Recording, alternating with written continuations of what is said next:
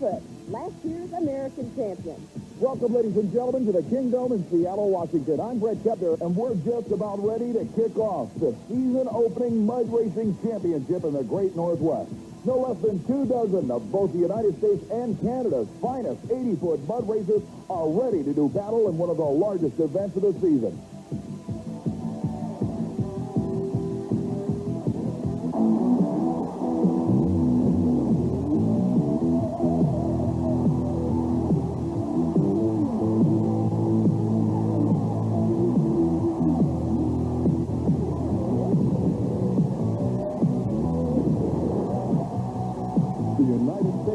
Association presents the ultimate from the wide world of motorsports, Super Trax.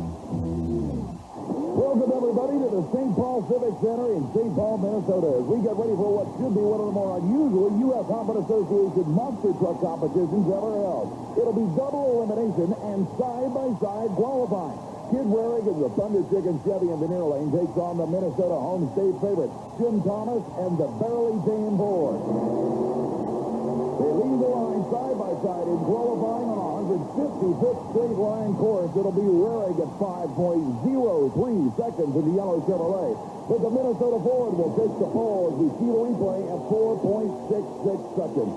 Both drivers coming off the starting line rather conservatively, but then nailed the throttle hard in the second half of the short course. Thomas, apparently satisfied with that run, will head back to the pits knowing that at least currently he holds the number one spot. As the next pair stages up, Gary Bauer out of the state of Ohio in the Lone Ranger Ford takes on the Chevrolet of Mike Beeler, known as the Wrecker, on the far side of the track.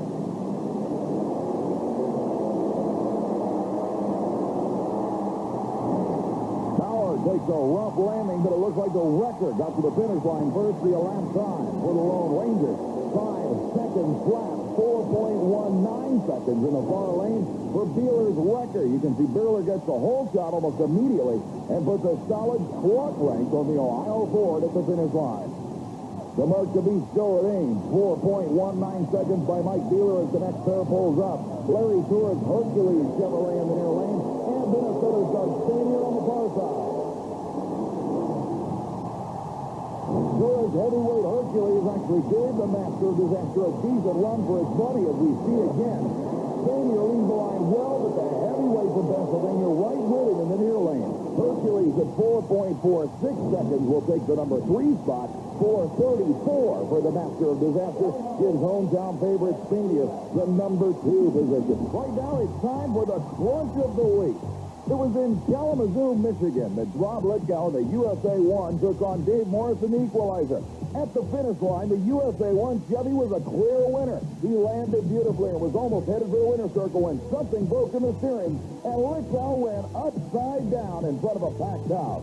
And Lithgow walked away while the ground crews lighted the USA 1 Chevrolet to head back to the shop for a rebuild. That's this week's Crunch of the Week. Super Trax will be right back. One of the largest fields of U.S.HRA Association monster truck competitors ever assembled is ready to continue qualifying here in St. Paul, Minnesota, with the defending U.S.HRA Association world champion Bear Flick with Todd Blazer behind the wheel of the far lane, moving up against Mr. Twister, Dave Stasic, leading the line. A little bit of death smoke from the rear engine Twister Ford. But in the far lane, it was the Barefoot Chevrolet getting to the finish line first as Blazer actually put the truck sideways in the shutdown area. Take a look at the replay of the Big Blue Chevrolet. The mark to beat, 4.19 seconds.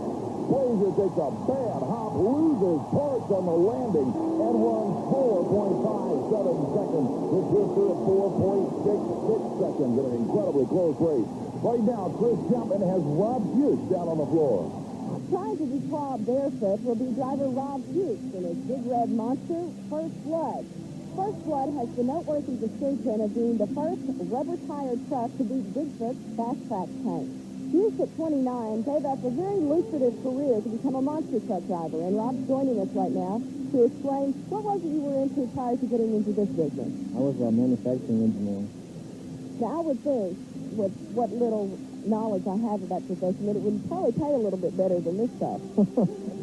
Yeah, but trying to figure out the bills for this, it's probably about the same. But this is working for myself. I just prefer doing that. Why did you choose monster trucks as your chosen profession and why?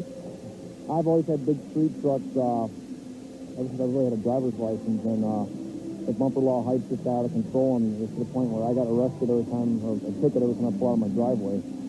Tell me about that truck. Your crew member was telling me that you used to really turn some heads out on the just normal highways in this vehicle. Oh, yeah, it had front and rear springs just like the monster truck does now. I used to go on the road sideways, crab walking, we call it, and, you know, people driving cars would just freak out and go off in the ditch, and, you know, it's pretty funny.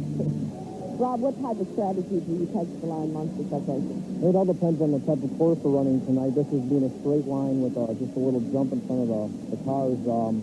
You get able to jump as smooth as you can and then get on the gas as hard as you can and, you know, hopefully take the win. You get a little crazy out there. What do you think about your competitors such as Barefoot? You all really had a dogfight last week. Yeah, when Fred and I get together, we usually do. I like when it comes down to Fred and I. You know, we really put on a good show, and, you know, neither of us like to lose to each other, so we go all out. Good luck, Rob. Thank you. Well, obviously, maintaining a monster truck requires a high degree of concentration, time, and hard work, and we'll see if it's going to pay off for Rob tonight in his first sled machine. The bounty hunter at the near lane of Brian Bellini, a beautiful new entry, takes on the working man zero. Unsponsored, independent Rob Hughes from Woodstock, Illinois, in the first club Ford. The bounty hunter struggling off the starting line, and Hughes will drive away on a strong effort. The elapsed time for the bounty hunter, a disappointing 4.85 seconds, but it was Hughes who really put one down. The mark to beat was 4.19 seconds, and while the bounty hunter had problems, the first blood Ford records a run of 4.16 seconds for the number one spot. The competition obviously seems pretty intense here at St. Paul. But don't go away. Coming up, we've got the Super Modified Mud Racing Championship from Seattle, Washington, as well as more monster truck action from right here in St. Paul, Minnesota. There's a lot of things you can learn just by looking at the button, performing one simple test. The infamous flying rock test. That one little splash can tell a driver an awful lot about what kind of pit he's going to be racing in. If the rock doesn't sink too far into the mud, he knows that the surface of the dirt underneath the standing water is going to be pretty stiff, and traction will be there and will probably stay there.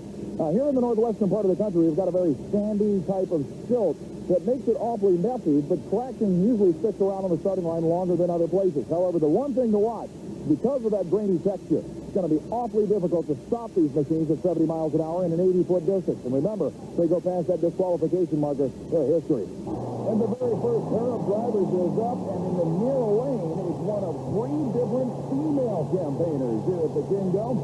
The very first lady up will be Sharon Jobin in the Deja Vu machine that won this event 1 year ago. A carbureted, nitrous oxide-injected Chevrolet power plant. She'll be up against Jim Moore in the far lane with his Chevrolet-powered Jeep CJ, the fiberglass-bodied machine waiting patiently as the ground crew connects the kill switches on both machines that will shut the engines down right at the finish line. Starting line officials now motioning each machine up the stage. Moore waits patiently as Sharon Jobin lines up in the near lane. The first 2 machines through this 80-foot pit, but remember, they also must stop within 80 feet past the finish line. Stage up and ready. Awaiting the countdown, the green light ready to flash. And Moore rolls over the line and starts the clock in his lane. And it may have looked close, but Moore's the last time 5.049 seconds won't help him a bit. Yes, he rolls to within a few feet of disqualification too. Sharon Jobin at 2.66 seconds in the near lane will take the lead in qualifying for this 4-car shootout field. On the replay, watching the far lane as Moore rolls off the starting line. The clock starts ticking before he ever starts moving. The lady keeps it straight and through, though. The Deja Vu machine at 2.66 seconds takes the number 1 qualifying spot. 1 year ago here at the Kingdom, this was the machine to beat in the super modified mud racing ranks. Ken Jobin's Deja Vu, 1923 Ford T-Roadster, ended up winning the event, but not without some spectacular antics on his own. 3 separate and serious engine fires during competition, but still Jobin ended up walking away with the title. But this year, Jobin hopes to be number 1 again with a brand new ride. The brand new Bogfather 1927 Ford T Roadster of Ken Jobin should be the machine to beat here this evening, and Ken, you've made a lot of changes from the Fireball entry last year. Yeah, the new car was built from the ground up after we lost the 2 transmissions in both my car and in Sharon's last year. So I gave her my car and built a new one. So Sharon will be in the seat of the machine that won this event last year, and you've got to be pretty happy with that kind of power at your disposal. Yes, I am. Now, you so far have proven that you're not just somebody who gets in the driver's seat and masters the pedal. You can tune this car, or both cars actually, just as good as Ken. Oh, I can, but I still need, some help from him. I order most of his parts for him and run and get the parts and things like that. So he may be the guy that puts it together, but you're the guy that tells him what to put together, right? Right. Now, this year, obviously, you've got a stake here to uphold, at least with the title from last year. Who are you looking to beat more than everybody else tonight? Well, this is my new Nitrous car, and I'd like to take a couple of them big blowers out if I could tonight. Certainly the Captain America team has got to be one. That's probably the most powerful blower in the house. So we have almost the same cubic inches, and I'm running Nitrous and he's blowing. It will be interesting, and you can bet this husband and wife duo will be out to give the crowd more than their money's worth. And ironically, if these two machines meet up in the first round, it will be Jobin's brand new Bogfather Nitrous machine in the near lane. On the far side of this 2-lane course, the most dreaded supercharged mud racer in the Northwestern Territory. The incredible Captain America, blown Chevy-powered Jeep of Mike Wilkie. Side by side on his maiden voyage, this is what Ken Jobin wanted. Let's see if he can pull the upset in front of the Seattle band.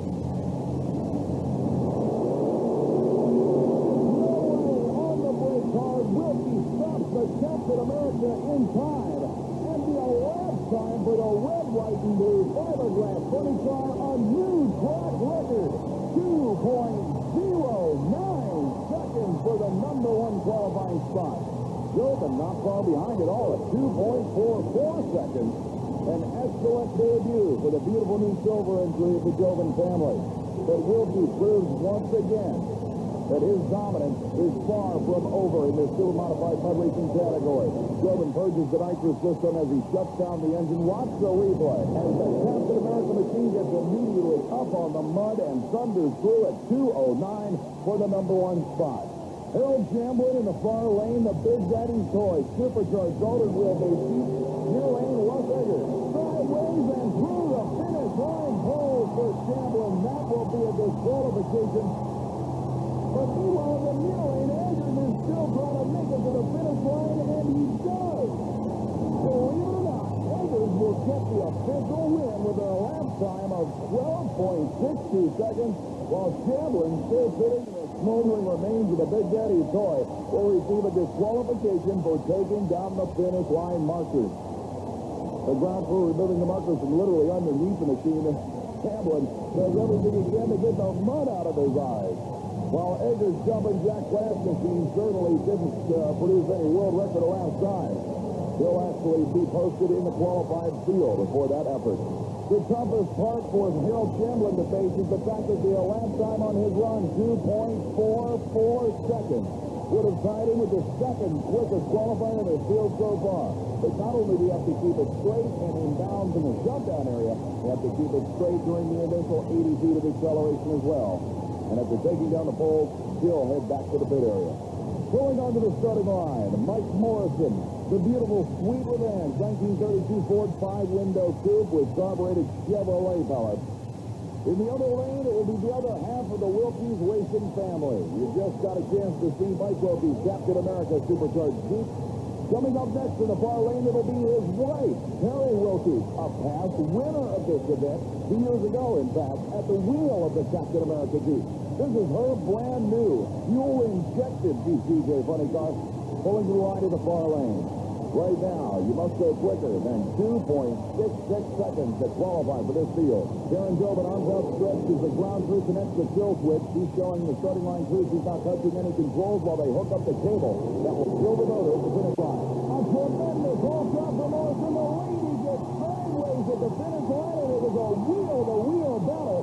But Morrison will get the win on a hold shot. The Sweet Revenge machine goes 2.56. A A losing 2.50 for Terry Wilkie. Look at the difference in reaction time. 0.49 seconds whole shot. Almost a half-second advantage for the Sweet Revenge machine. So at the end of this qualifying round, number one is Mike Willys at 2.09 seconds.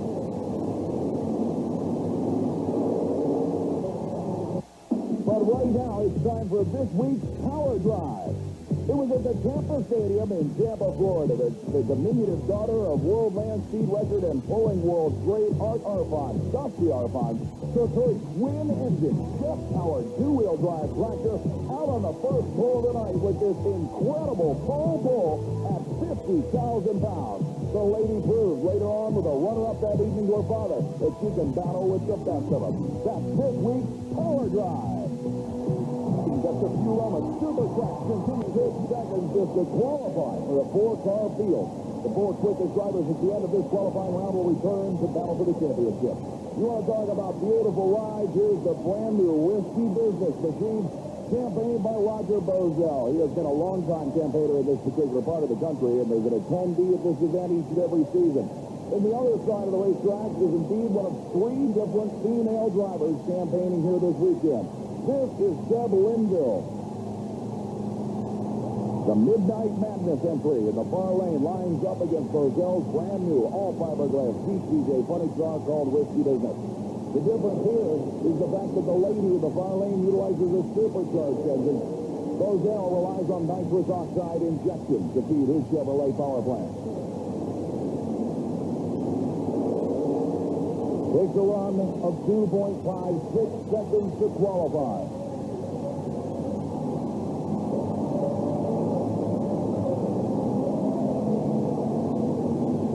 RPM's up. And the lady is Dave Bozell leads the line first. He gets sideways out of the finish line.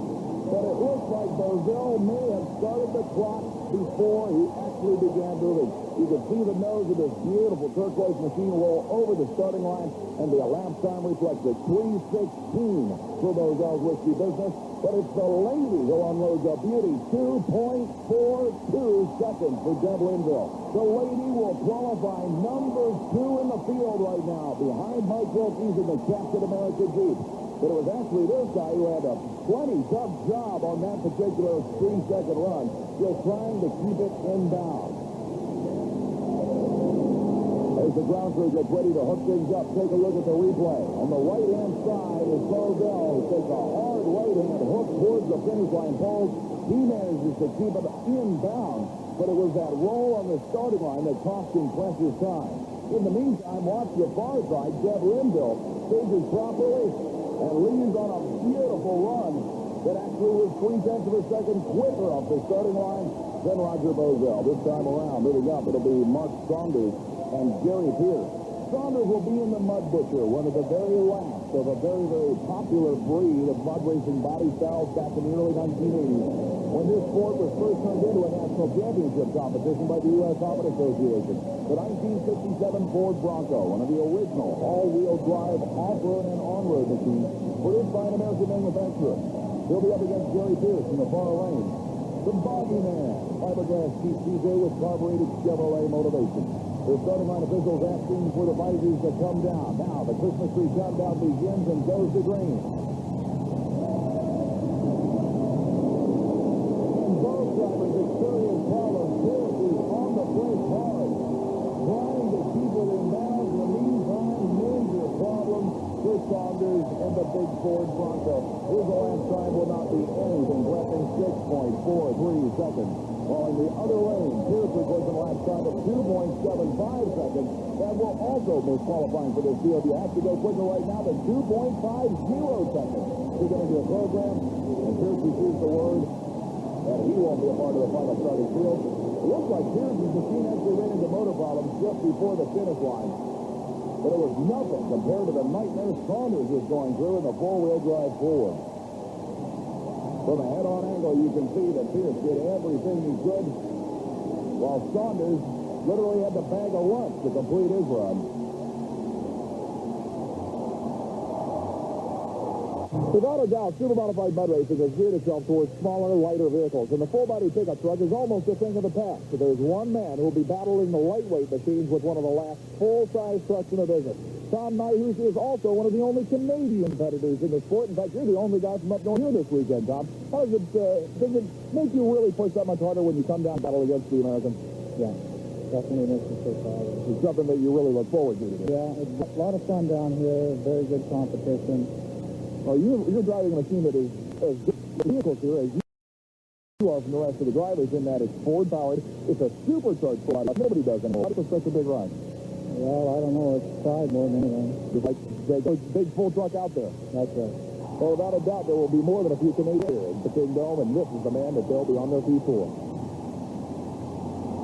Nye Ford is without a doubt one of the best looking in the northwestern parts of the country. The beautiful Ford Ranger with supercharged power.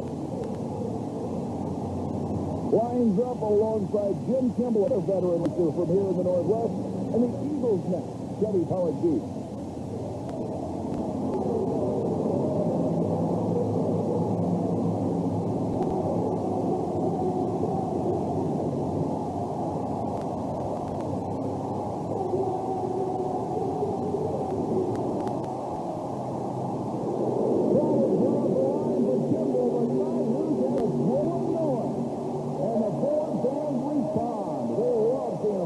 Put down that kind of performance. A 2.47-second run. It's a qualifier in the program. What a pass for the Canadian Ford entry. In the other lane, Kimball had his problems right off the starting line. The lap time 3.32 seconds. But amazingly, Kimball's silver fiberglass Jeep did manage to recover, and he put a strong finish. Nitrous has got to be happy with that. It'll qualify number 4 in this 4-car field. 2.47 seconds. And looking at the replay, in the near lane, you'll see the problem Kimball encountered. It just sank like a Titanic right off the line, and the rest of the run was spent struggling to get back on top of the mud, while the Canadian Ford in the other lane was putting down a ripper. Really violent loss for the Canadian entry. No question about it. That thing makes some horsepower. So it's a bump spot now, 2.47 seconds. One more driver has a chance to make the program, and it's the awesome new supercharged Chevy-powered Jeep called Problem Child of Matt Holliday.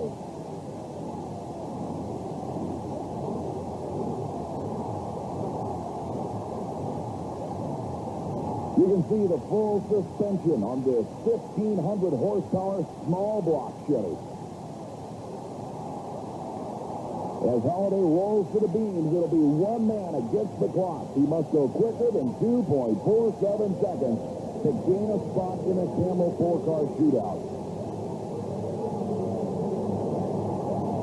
The ground crew connects the kill switch, and now Holliday knows he's on his own.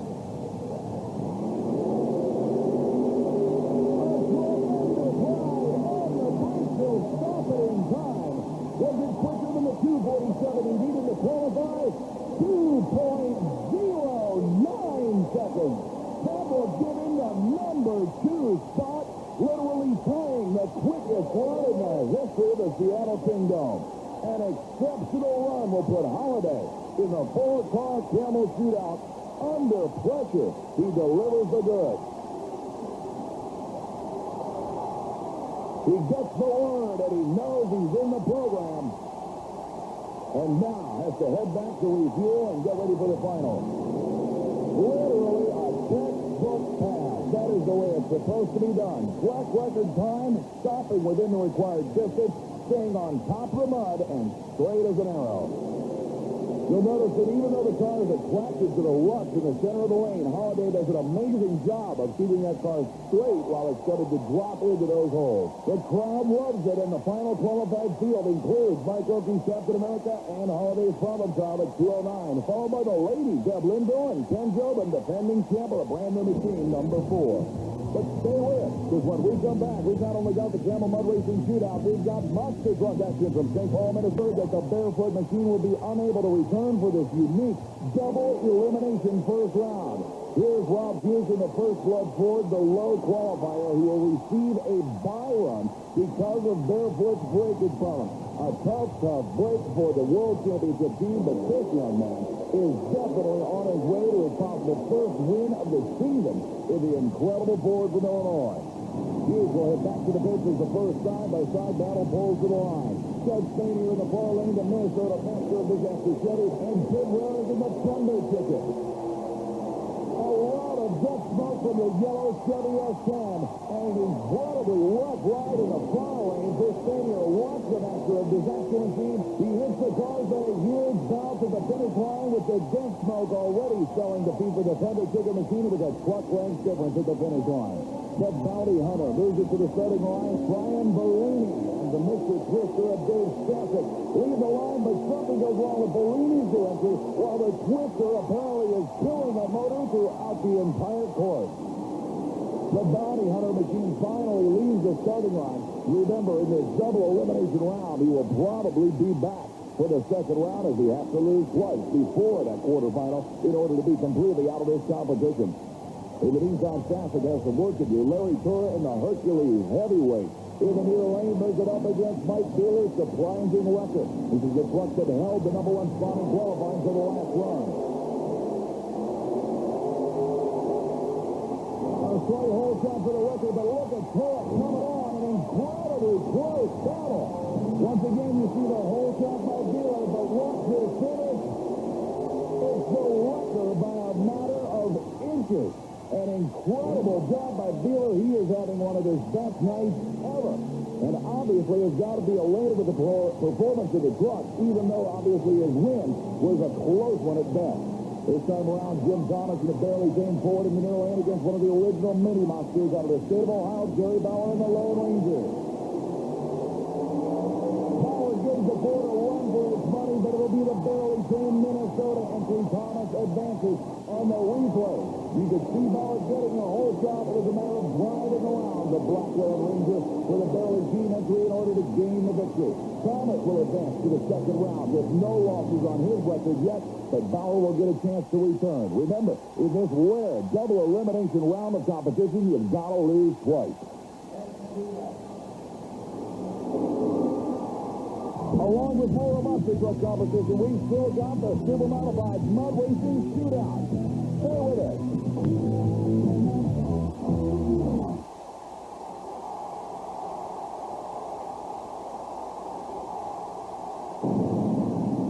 Rob Hughes moves to the line in order to take on the master of disaster entry of Doug Spanier, Ford and Chevrolet.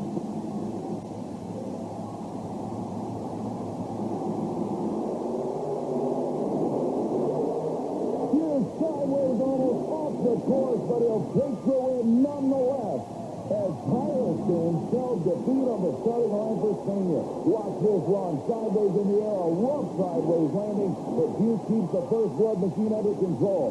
Spanier's launch off the starting line had everything to do with the outcome of that event. This time around it'll be the record of Mike Beeler that did so well in qualifying and in the first round, taking on the Mr. Twister entry of Dave Stasic. Beeler gets a slight advantage, but here comes the Twister. The jet smoke in the motor coming out the back again, and Beeler will take the win with the record. The Twister machine will go out with his first loss of the night here in the second round. You can see that it still looks like Beeler is being conservative off the starting line, but so far his technique has worked perfectly.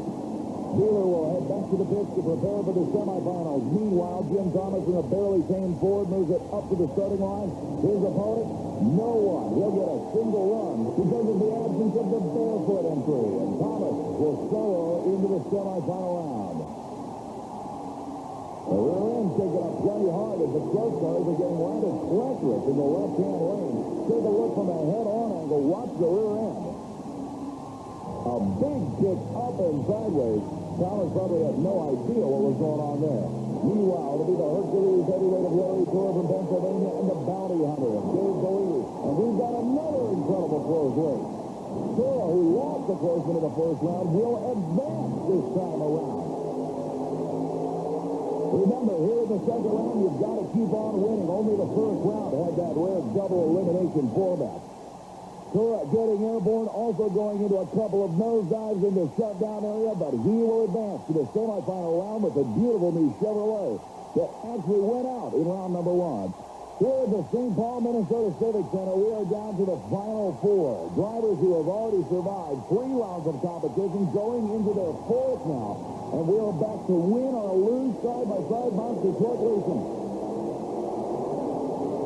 A tremendous come-from-behind effort for Mike Beeler's record, but it won't be enough to stop this man. The 1989 Rookie of the Year of the U.S. Hobbit Association Tour, Rob Fuchs's incredible first blood. These 2 drivers have been battling it out all night long, the 2 quickest entries in qualifying, but look at this finish. Literally a half a truck length for Fuchs, looking back to see if he got it. He did, and the first blood Ford goes to the final. Now it's Ford and Chevrolet, Pennsylvania and Minnesota to determine the other finalists. Larry Tora in the Hercules takes on Jim Thomas, the Minnesota-based barely tame Ford, ready to go.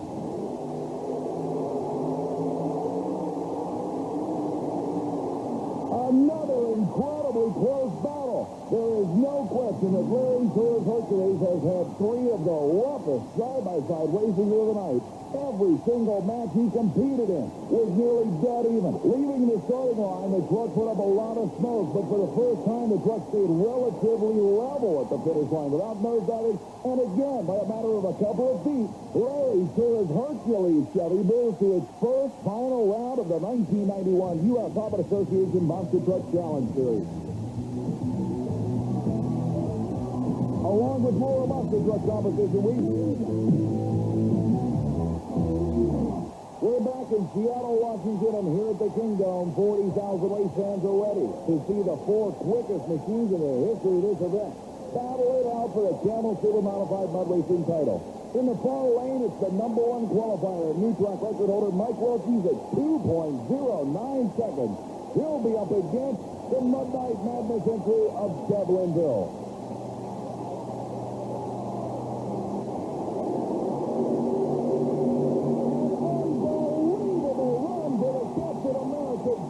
Wilkes picking the front end up in the air at the 3/4 track mark and flying across the finish line.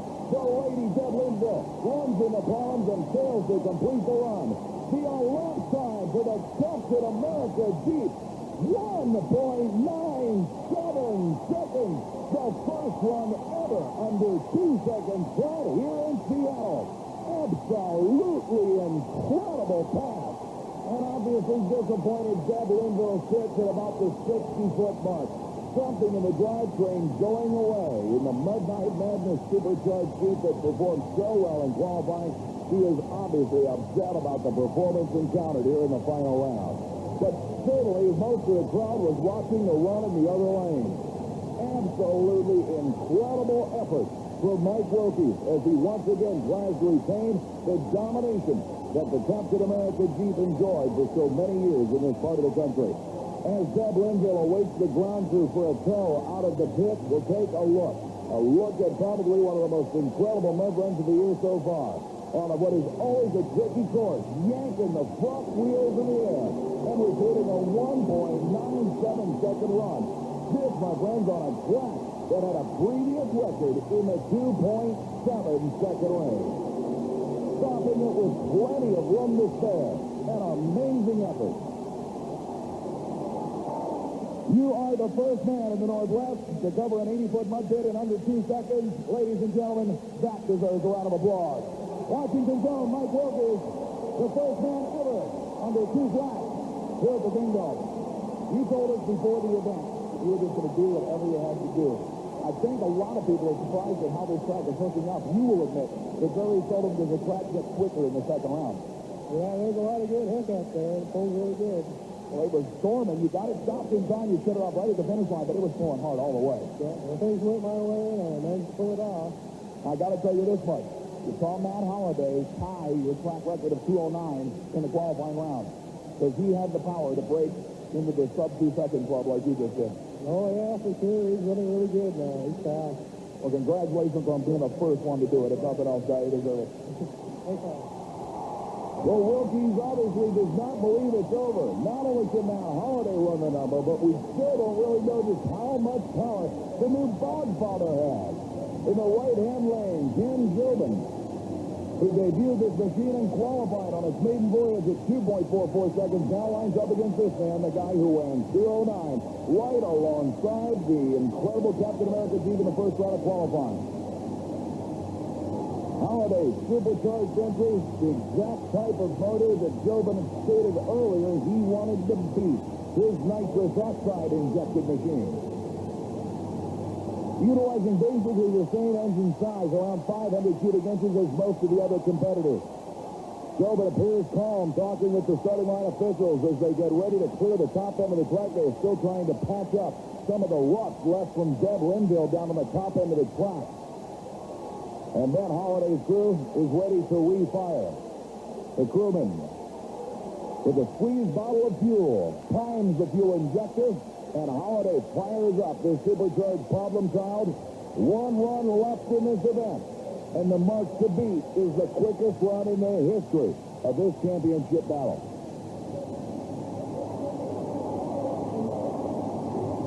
Both drivers check the gauges, move in and fully stage. They're ready.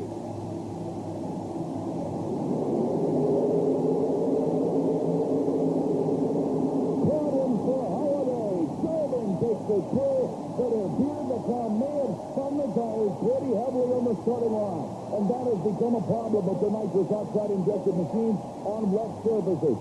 Holiday was never in the running. Something going wrong with the gorgeous problem child Jeep. The last time 3.40 seconds. But did Jobin's godfather run the number required to win? He had the better 197. He runs 2.48 seconds.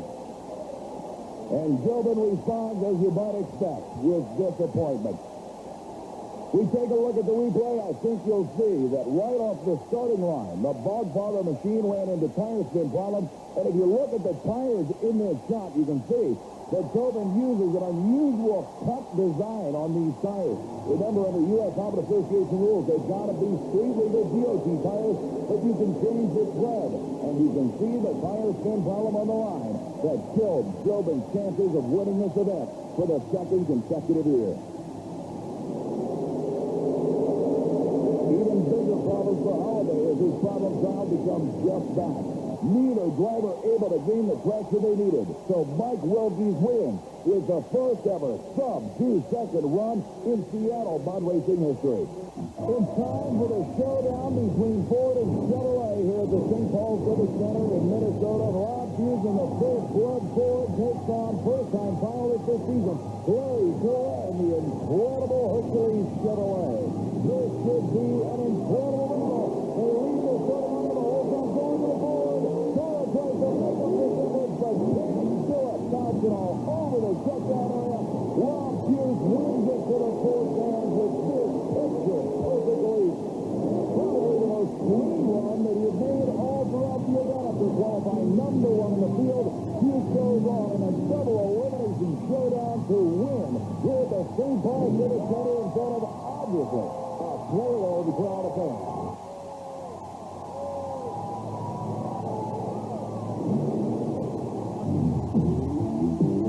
But if you weren't paying attention earlier, folks, I need to point out that Mike Welch races with his wife, Terry.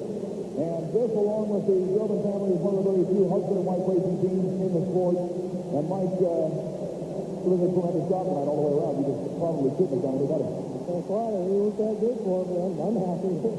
I should point out that Terry has as much to do with racing operation as anybody else, and you have got a share in that first ever sub-2-second clocking up here. Well, I'm getting close to it. Maybe one day I'll get it.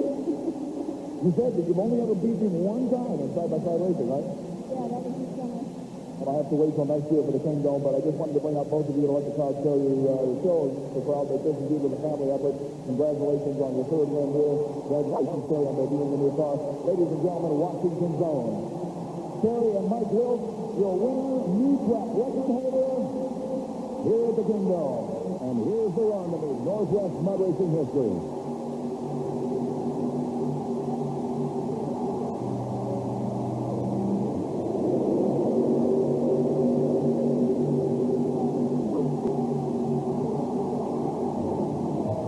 It all comes down to this.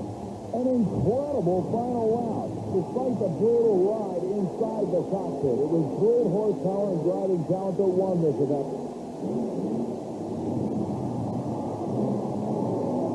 He's looked picture perfect. On Joe Chapman has Rob Hughes down in the winner's circle. I feel great. I've been waiting for this for about a year. I've been fighting the truck, and it's finally coming together. What do you feel like? If you could improve on anything, could you improve on that run? I don't think so. I think the whole night went pretty much as best I could do. Looks like your crew was pretty excited about it as well. Oh, yeah, they were. They've been with me the whole time through all the bad times. Now, hopefully, there'll be some good ones. It would certainly seem that Rob Hughes is on his way to plenty of good times after his second major U.S. Honda Association event win of the year.